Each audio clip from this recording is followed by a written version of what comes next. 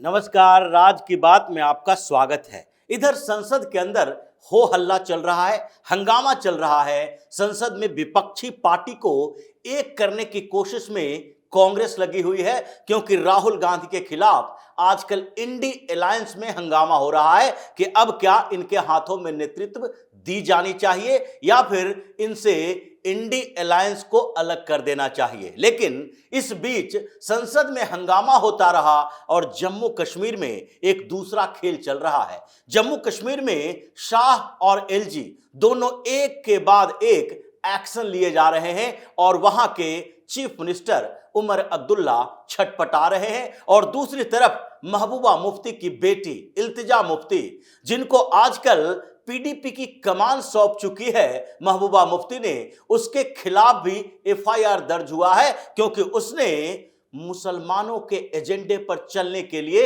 हिंदुओं को गालियां देनी शुरू कर दी है। हिंदू धर्म को उसने भी बीमारी कह दी, जिसके खिलाफ दिल्ली के साइबर सेल में भी एक केस दर्ज हुआ है और जम्मू कश्मीर में भी केस दर्ज किया जा रहा है। यानी कि जो महबूबा मुफ्ती की बेटी इल्तिजा मुफ्ती पूरे चुनाव के दौरान जहर उगलती रहती थी, चुनाव के बाद भी इसी जहर के कारण अब उसे जेल जाने की बारी आ गई है। लेकिन सबसे ज्यादा परेशान कौन है? सबसे ज्यादा परेशान उमर अब्दुल्ला है। उनके हाथों में पावर नहीं है, ताकत नहीं है और इसी के कारण वो तड़पड़ा रहे हैं, छटपटा रहे हैं कि कैसे भी वहां जम्मू कश्मीर के अंदर पूर्ण राज्य का दर्जा बहाल हो जाए। और फिर से ये उमर अब्दुल्ला ने कहा कि अब चुनाव खत्म हो गया, महाराष्ट्र का, झारखंड का परिणाम सामने आ गए, हम फिर से पीएम मोदी और अमित शाह से मिलकर गुजारिश करेंगे कि जम्मू कश्मीर को पूर्ण राज्य का दर्जा दिया जाए। और एलजी से जो टकराव की स्थिति उत्पन्न हो गई है, उसमें अब बार बार वो कह रहे हैं कि नहीं, बाइफर्केशन होना चाहिए, किसके पास कौन सी ताकत है, क्या पावर है, यह पता होना चाहिए। हमारी पावर तो सारी सीज हो चुकी है, हम तो कठपुतली बनकर रह गए हैं, इसलिए हमारे मंत्रियों को भी अधिकार मिलना चाहिए, ट्रांसफर पोस्टिंग पर भी हमें अधिकार देना चाहिए केंद्र सरकार को। और इसी बात को लेकर हंगामा चल रहा है, क्योंकि सबसे पहला रिकमेंडेशन इन लोगों ने एडवोकेट जनरल के लिए दिया, यानी कि जम्मू कश्मीर का महाधिवक्ता कौन होगा, इसके लिए उमर अब्दुल्ला की सरकार ने अनुशंसा की। लेकिन उस अनुशंसा को फाड़कर फेंक दिया गया कि नहीं, आपके अनुसार नहीं चलेगा। जो पहले से बने थे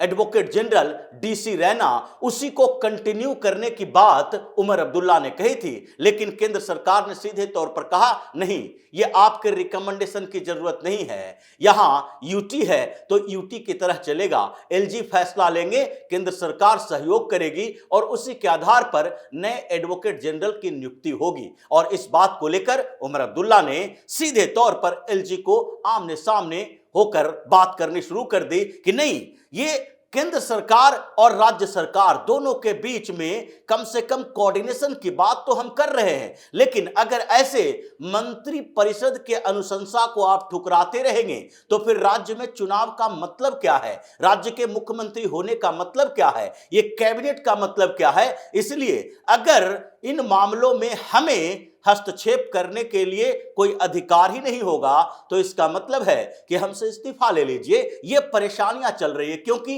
एक्शन एक नहीं है, एक्शन एक के बाद एक है और इसी से इन लोगों की समस्या पैदा हो गई है। और इस बीच जो जनगणना की बात की गई, वहां पर जितने घुसपैठिए हैं जम्मू और कश्मीर के क्षेत्र में, जो आकर बांग्लादेश से बसे हैं, और रोहिंग्या घुसपैठिया, ये दोनों को जम्मू कश्मीर में भी जगह दी गई। अलग अलग क्षेत्रों में इसे बसाया गया और कुछ जगह पर इसके कैंप लगे, जिसमें एक कैंप 400 रोहिंग्या परिवारों का है, उसमें 32 ऐसे कैंप हैं जिसमें 5800 रोहिंग्या परिवार और बांग्लादेशी घुसपैठिया रहता है। और दूसरे जगह कुछ और अलग अलग क्षेत्रों में इन लोगों ने मकान किराए पर ले रखा है। इसलिए जम्मू कश्मीर में जब ये चुनाव हुआ तो उसके बाद से ये मुद्दा आ रहा था, क्योंकि एलजी के पास भारतीय जनता पार्टी के नेता शिकायत कर रहे थे कि देखिए, ये जम्मू कश्मीर में जिस तरीके से रोहिंग्याओं को, बांग्लादेशियों को लाकर बसाया जा रहा है,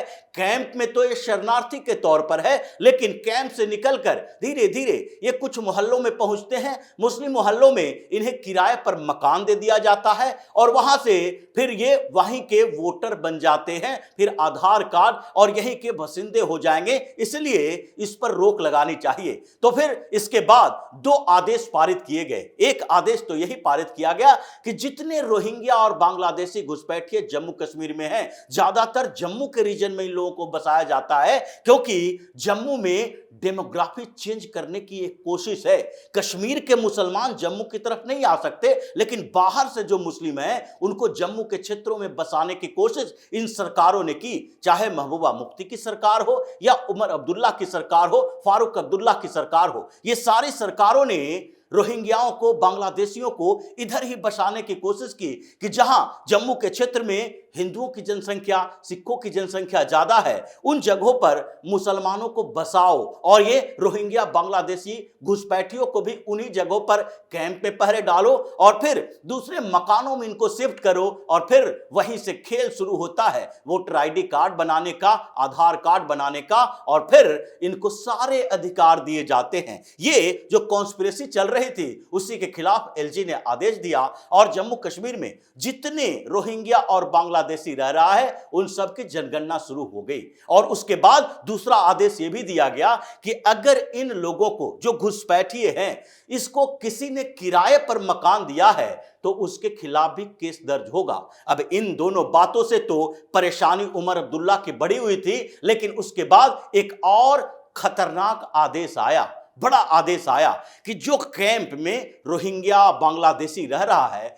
वहां बिजली की सप्लाई, पानी की सप्लाई काट दी जाएगी। यह बड़ा फैसला था जिसके कारण अब उमर अब्दुल्ला को लगने लगा कि पूरे जम्मू कश्मीर के रीजन में मुसलमानों के बीच उनकी सरकार के खिलाफ आवाज उठने लगी है। गांव में उनके नेताओं को, कार्यकर्ताओं को गालियां पड़ रही है, क्योंकि इन लोगों ने उमर अब्दुल्ला को चुना क्यों था? जब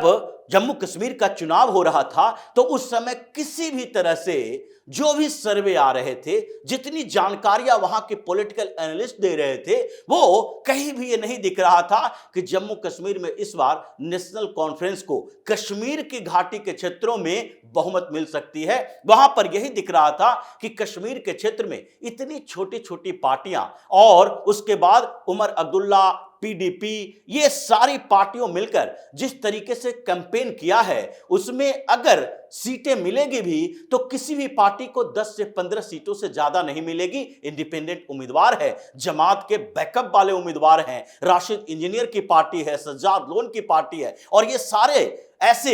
जिस तरीके से कैंपेन कर रहे हैं उसमें लगता नहीं है कि एनसी को ही बहुमत मिल जाएगी। लेकिन वहां के मुसलमानों ने क्या किया? वहां के मुसलमानों ने देखा कि जिस तरह भारतीय जनता पार्टी जम्मू के रीजन में अपना वर्चस्व बढ़ा रही है, वहां 30 से ज्यादा सीटें अगर जम्मू के रीजन में भारतीय जनता पार्टी को मिल गई और कश्मीर के क्षेत्र में ये छोटी पार्टियों को हमने जिता दिया, उसने भारतीय जनता पार्टी को सपोर्ट कर दिया, तो मुख्यमंत्री बदल जाएगा। यानी बदलने का मतलब व्यक्ति का बदलना नहीं, बल्कि बदलने का मतलब था कि जो अब तक मुस्लिम मुख्यमंत्री ही जम्मू कश्मीर में होता था वो हिंदू मुख्यमंत्री हो जाएगा। जब इतने बड़े टैक्टिकल वोटिंग हुई है, एक तरह से वोट जिहाद हुआ है, तो ऐसे में वो उम्मीद भी करेगा कि उमर अब्दुल्ला या तो केंद्र सरकार के साथ किसी तरीके से सामंजस्य बिठा के या झगड़ा करके, लड़ाई करके, या फिर किसी भी तरीके से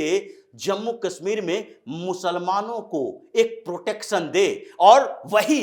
जम्मू कश्मीर में नहीं हो पा रहा है क्योंकि उमर अब्दुल्ला के हाथों में ताकत ही नहीं है। तो जैसे ही सरकार ने आदेश दिया, एलजी की तरफ से आदेश आया कि इन लोगों का बिजली पानी काट दिया जाएगा, वैसे ही उमर अब्दुल्ला छटपटाने लगे और सामने आकर ह्यूमैनिटेरियन ग्राउंड की बात करने लगे कि नहीं, अगर कोई आ गया है तो उसका क्या किया जाना चाहिए? मानवता के आधार पर, मानवीयता के आधार पर कम से कम इन लोगों को ऐसे ठंडे के मौसम में बिजली की सप्लाई नहीं रोकी जा सकती है, पानी का सप्लाई होता रहेगा। इसलिए सरकार ने पूरे तरीके से व्यवस्था करने की कोशिश की, लेकिन एलजी टस से मस नहीं हो रहे हैं। उधर दूसरी तरफ भारतीय जनता पार्टी के कुछ नेताओं ने एक और कंप्लेन एलजी के पास दिया है और उस कंप्लेन में सीधे तौर पर कहा गया है कि जो रोहिंग्या यहां पर डोडा में आकर बस रहे हैं, जो राजौरी में आकर बसे हुए हैं और पाकिस्तान के बॉर्डर इलाकों में भी रोहिंग्या और बांग्लादेशी मुसलमान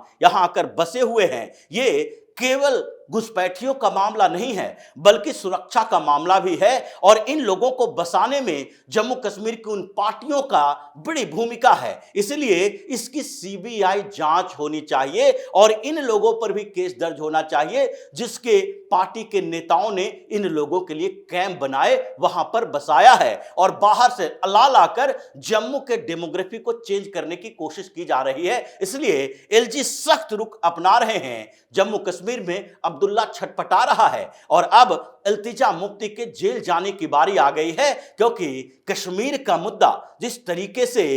अब संसद में हंगामे का कारण नहीं बन रहा है, उसमें इन लोगों ने जैसे संसद में हंगामा किया, कश्मीर में खेल होना शुरू हो गया है। और अब्दुल्ला की समस्या यह है कि वो किसके तरफ जाए, वो कांग्रेस और विपक्ष के तरफ जाकर संसद के अंदर भी इस बात के लिए हंगामा करे कि नहीं, सरकार हमारे साथ सही नहीं कर रही है, या फिर सरकार के साथ कोऑपरेट करे और केंद्र सरकार के साथ उसी कोऑपरेशन से अपनी सत्ता बरकरार रखे। जैसा कि एक के बाद एक फारूक अब्दुल्ला जो कि हज करके आए थे और इस बीच उम्रा करके आए सऊदी अरब से, तो जैसा स्टेटमेंट दिया उससे भी एलजी की नाराजगी बढ़ी कि जिस तरह से मुसलमानों के खिलाफ हो रहा है, यहां के 24 करोड़ मुसलमान क्या समुद्र में फेंक दिया जाएगा। और उसके बाद उन्होंने अल्पसंख्यक की बात करनी शुरू कर दी, लेकिन जम्मू कश्मीर में यह मुसलमान अल्पसंख्यक नहीं है और एलजी ने यही एक दो ऐसे आदेश दिए हैं जिसके कारण उमर अब्दुल्ला की कुर्सी हिली हुई है। वो पार्टी के अंदर से भी दबाव महसूस कर रहा है और सरकार के बाहर भी एलजी के तरफ से भी दबाव है, यानी बीच में लटक चुका है कि सीएम पद पर बने रहें बिना ताकत के, या फिर सीएम पद को छोड़कर हम लोगों के साथ बैठें और वही राग अलापें कि कैसे जम्मू कश्मीर को जब तक पूर्ण राज्य का दर्जा नहीं दिया जाएगा हमारे सीएम बनने का कोई मतलब नहीं है। जम्मू कश्मीर में आर्टिकल 370 को फिर से रिस्टोर किया जाए, ये कंफ्यूजन अब्दुल्ला के अंदर पैदा हो गई है। तो इसी तरह की खबरों के साथ फिर से हाजिर होंगे, तब तक के लिए बन रहिए हमारे साथ और देते रहिए हमें सहयोग, ताकि इसी तरह की खबर हम आपके लाते रहें। धन्यवाद।